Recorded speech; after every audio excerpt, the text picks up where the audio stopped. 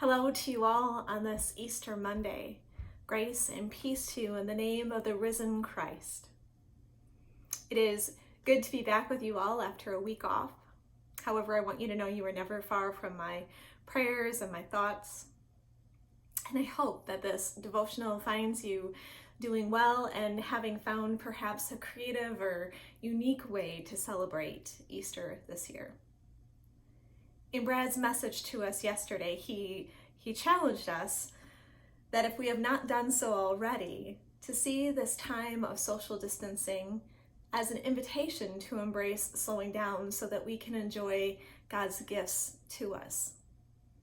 And the gifts of the people and the gifts of creation unfolding into spring around us. I guess in many ways we are all on an enforced Sabbath of sorts.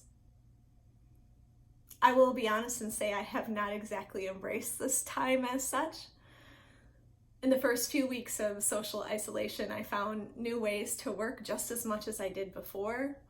I then chose the extra time to tackle the never-ending list of numerous house projects and organizational projects, not to mention creating some really elaborate over-the-top meals.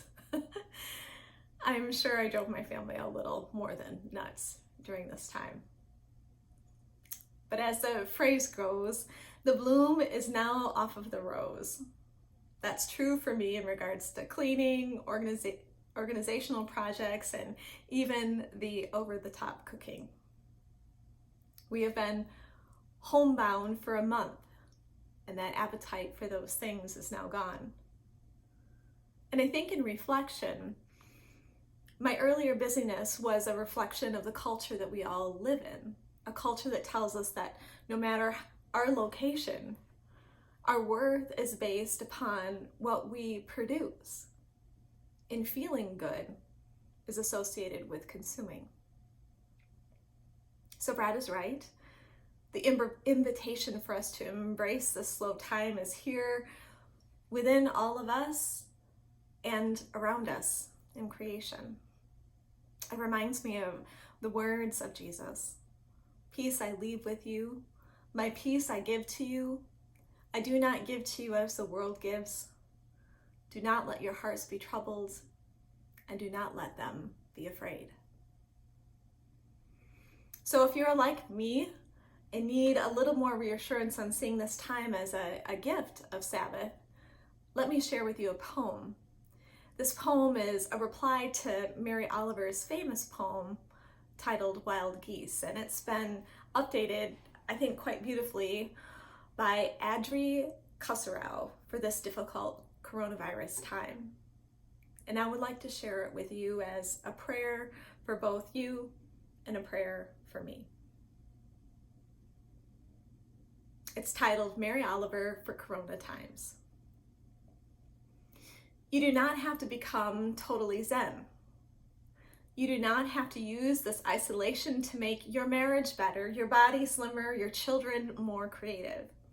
You do not have to maximize its benefits by using this time to work even more, write the best-selling Corona diaries, or preach the gospel of Zoom. You only have to let the soft animal of your body unlearn everything capitalism has taught you.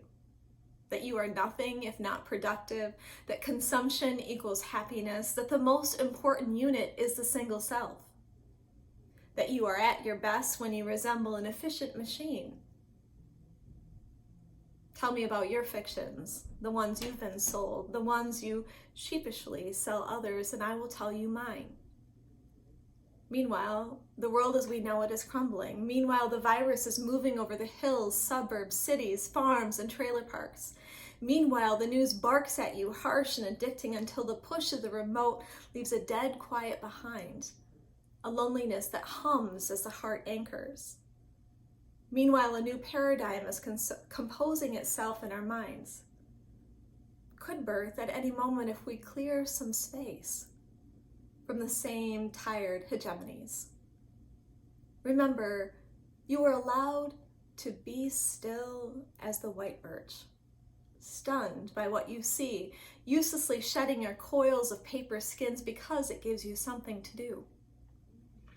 Meanwhile, on top of everything else you are facing, do not let capitalism co-opt this moment, laying its whistles and train tracks across your weary heart. Even if your life looks nothing like the Sabbath, your stress boa constricting your chest, know that your antsy kids, your terror, your shifting moods, your need for a drink have every right to be here and are no less sacred than a yoga class. Whoever you are, no matter how broken, the world still has a place for you, calls to you over and over, announcing your place as legit, as forgiven, even if you fail and fail and fail again. Remind yourself over and over, all the swells and storms that run through your long, tired body all have their place here, now in this world. It is your birthright to be held deeply, warmly in the family of things. Not one cell left in the cold. Amen.